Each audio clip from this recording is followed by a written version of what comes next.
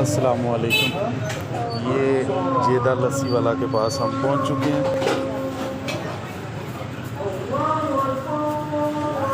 ये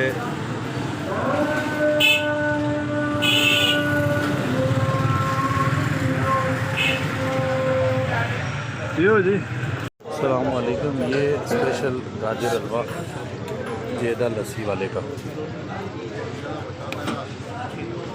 ठीक है जी। ये स्पेशल जो है ना वो अच्छा तैयार करेंगे।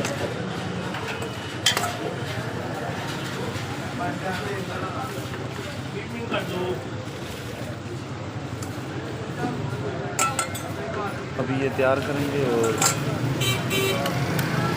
1 किलो जो है वो स्पेशल मैं तैयार करवा रहा हूँ अपने लिए, माशाअल्लाह।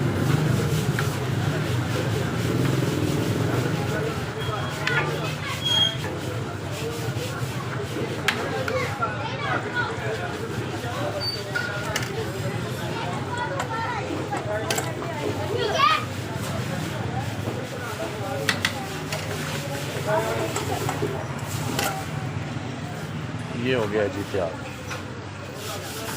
जी तो नाज़रीन, दुआओं में याद रखिएगा इंशाल्लाह।